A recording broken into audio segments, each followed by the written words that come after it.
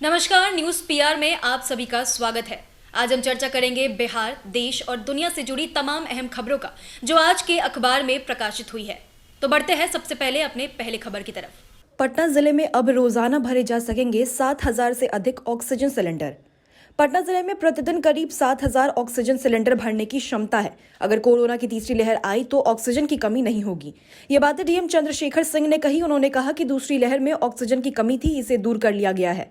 PMCH, NMCH और IGIMS में oxygen tank लगा दिया गया है। स्मॉग केवल दिल्ली एनसीआर में ही नहीं बल्कि गंगा के मैदानों तक फैल चुका है। स्मॉग दिल्ली एनसीआर ही नहीं बल्कि समूचे उत्तर भारत की समस्या बनती जा रही है। सर्दियों के साथ ही उत्तर भारत के कई शहरों में प्रदूषण का स्तर दिल्ली के बराबर या अधिक हो जाता है। नवंबर से दिल्ली, एनसीआर, पंजाब, हरियाणा, उत्तर प्रदेश, राजस्थान में धुंध छाने लगती है, जो अन्य इलाकों में तो आने वाले महीनों में छटती जाती है, लेकिन दिल्ली, एनसीआर व उत्तर प्रदेश के शहरों में फरवरी तक बनी रहती है। इन क्षेत्र में खेतों में फसलों के जलाने, वाहनों के प्रदूषण, निर्माण व औद्योगिक गतिविधियों से बढ़ने के कारण स्थिति और खराब हो रही है। बच्चों को अभी सिर्फ कोवैक्सीन, बुजुर्गों को बूस्टर डोज के लिए अंतर 9 से 12 माह। केंद्र सरकार ने 15 से 18 साल के बच्चों को 3 जनवरी से टीके लगाने का फैसला किया है। बच्चों के लिए देश में भारत बायोटेक की कोवैक्सीन और जायडस कैडिला की जायकोव डी मंजूर हो चुकी है। हालांकि केंद्रीय स्वास्थ्य मंत्रालय के सूत्रों का कहना है कि शुरुआत में बच्चों को सिर्फ कोवैक्सीन ही लगाई जाएगी, यानी जायकोव डी अभी इस्तेमाल नहीं की जाएगी। वहीं बीमार बुजुर्गों को लगने जा रहे कोरोना वैक्सीन के तीसरे डोज और दूसरे डोज में 9 से 12 महीने का अंतर हो सकता है। क्लैट के लिए 1 जनवरी से 31 मार्च तक होगा आवेदन।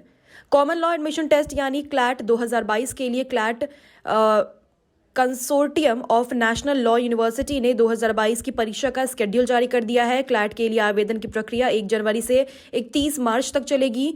वहीं जारी सूचना के अनुसार क्लैट की परीक्षा 8 मई 2022 को ऑफलाइन मोड में आयोजित की जाएगी। परीक्षा का समय दोपहर 3 बजे से शाम 5 बजे तक होगा। आवेदन शुल्क भी ऑनलाइन ही जमा किए जाएंगे। जू और इको पार्क में एडवांस बुकिंग शुरू। नए साल के दिन विजिटर्स को लगेगा दुगना टिकट शुल्क।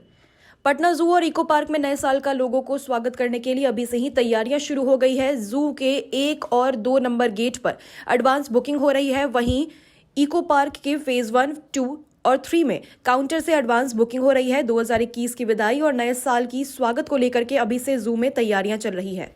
इंग्लैंड की बल्लेबाजी फिर फेल। इस साल 12वीं बार 200 के अंदर सिमटी पारी। एशेज सीरीज में इंग्लैंड के बल्लेबाजों का लचर प्रदर्शन जारी है। रविवार को मेलबर्न में बॉक्सिंग डे टेस्ट की शुरुआत हुई। सीरीज के इस तीसरे मैच में पहले खेलने उतरी इंग्लैंड की पहली पारी 185 रनों पर सिमट गई। इस साल इंग्लिश टीम 25 बार टेस्ट में ऑल आउट हुई है, जिसमें 12 बार 200 का स्कोर पार नहीं कर पाई। इंग्लैंड को दूसरे ही ओवर में पहला झटका लगा। टीम में वापसी की ओर कर रहे कप्तान पैट कमिंग्स ने हमीद का खाता भी नहीं खोलने दिया। यूपीआई से बिजली बिल नहीं हो रहा जमा, सुविधा का सहारा। यूपीआई से बिजली बिल जमा नहीं होने के कारण राज्य के उपभोक्ताओं की परेशानी बढ़ गई है। लोग मोबाइल वैलेट से बिल नहीं जमा कर पा रहे। समय सीमा के अंदर बिल जमा नहीं होने पर ब्याज लगने के साथ लाइन कटने का डर है। उपभोक्ता डिवीजन कार्यालय में फोन कर शिकायत कर रहे हैं, लेकिन कोई ठोस जवाब नहीं मिल पा रहा। इस संबंध में पूछे जाने पर मुख्यालय के वरीय अधिकारी ने कहा कि ऑनलाइन पेमेंट की सुविधा उपलब्ध कराने वाली संस्थान से अनुबंध समाप्त होने के कारण परेशानी हुई है। पहले निजी कंपनी के साथ ऑनलाइन पेमेंट गेटवे का अनुबंधन था। इसके समाप्त होने के बाद कैनरा बैंक और पीएनबी से ऑनलाइन पेमेंट सुविधा उपलब्ध कराने का अनुबंध किया गया। तो आज के अखबार में प्रकाशित हुई खबरों में इतना ही। आप बने रहे न्यूज पीआर के साथ और हमारे चैनल को सब्सक्राइब जरूर कर लें। धन्यवाद।